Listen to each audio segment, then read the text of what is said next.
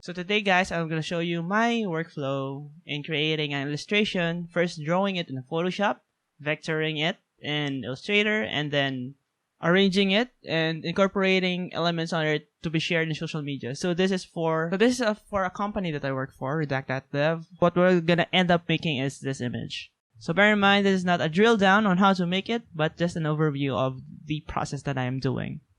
We'll start first with a rough drawing of this one. So I have like two references for this one. This is the cat character that we are using on our website right now.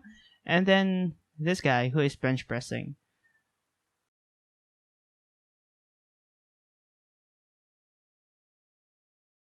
So I'm not like hardcore like do the proportions right on this one. I'm just exploring how would the form look like. So I'm seeing the guy who is bench pressing right now. I would like to make it look like a cat, if you know what I mean.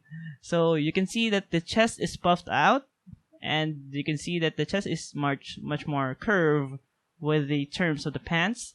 And then I can see that the benches there are a bit asymmetrical with regards to it has a slight slant on it.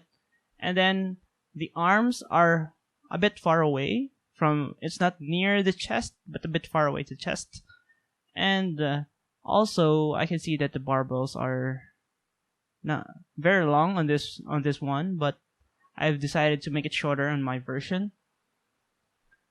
So I just flipped it there. I just flipped it upside down just to make it more like readable, because sometimes if you like flip it upside down, if it is upside down, it's hard to know that it is like a good image. So the drawing should look good whatever the orientation is. Either it's upside down, or it is flipped, or it is mirrored like that. So I guess this is done, and now we're jumping into the Illustrator. I've just copy pasted the bitmap image of this one, and I'm creating now a template for it. So I create the template layer so that if I just make it into an outline, I can see the outlines of the shapes that I am making, and the actual bitmap of the drawing will be shown. And now I'm making strokes for the face.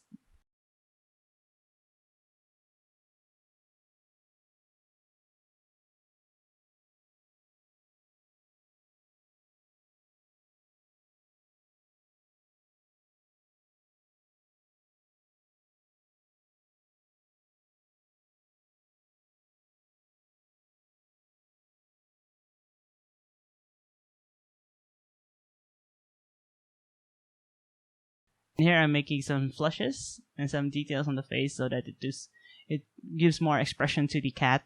Now we're moving to the stomach part of it, and then the pants part of it. So I was thinking that the portions are quite long, so I just shortened it a bit, and here you can see that I have shortened it a bit now, and then I'm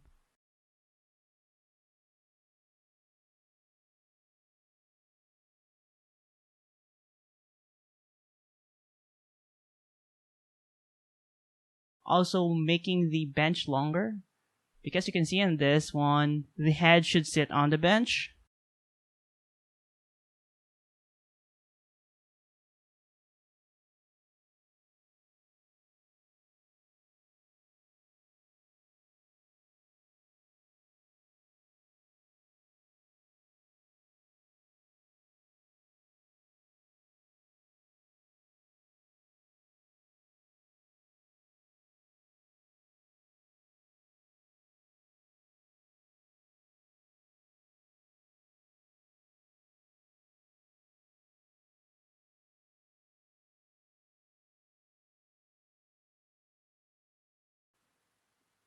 You can also see that I am creating some artistic liberty of this one, because you know that cats doesn't have thumbs on their paws.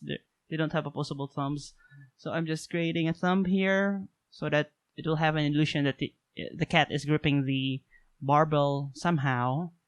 Yeah, and then I've started to like think that the puzzle pieces here are good.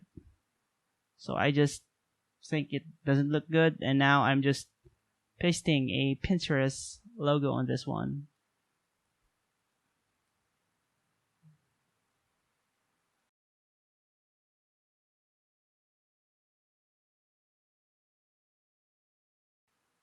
So I think that is much better. And now I'm adjusting the chest and then flipping it again to check the proportions, if it looks good or not. And then I'm gonna flip it again upside down. As I see here, it doesn't look good if it is upside down. So I'm just gonna adjust it again. I'm gonna put some hair on him. And what else did I do here? Oh, I also put the tail. I'm experimenting on the tail on how it looked like. And now I've settled to that orientation of the tail. And then I think that I have squashed the head a bit more. And then rotate it a bit. And I'm actually happy now on how it looks like. I'm just now testing it on a dark background if the other blacks that I made blends or pops out. And then I'm going to Figma right now. I know this one, I have this text that I need to integrate on this one. So you don't need to copy all the text of this one, because the main point is just have a catch to the person. So we're just saying that there's a soft deployment on Pinterest. It's broken right now, but we're gonna fix it somehow. And then this is the new 9.0 release beta. And as you can see there, I'm pasting a lot of stuff there. So I was just thinking that you can actually do this on the description, so why not just say, just read it on the description for the full details. So I'm doing that. So you don't need a lot of text actually in social media sharing. So if you want changelog text, you can just go to the description. And it's pretty handy to have a grammar checker and a spelling checker actually on making this one. And I'm adding shadows right now. I think we're on the final stretch of this one. I'm just gonna duplicate it for the Instagram part. The good part of having SVG files on Figma is you can just drag and drop them, and then all of the shapes are preserved and you can edit them as much as you'd like. So we go it like that, and that's the put some logo on it,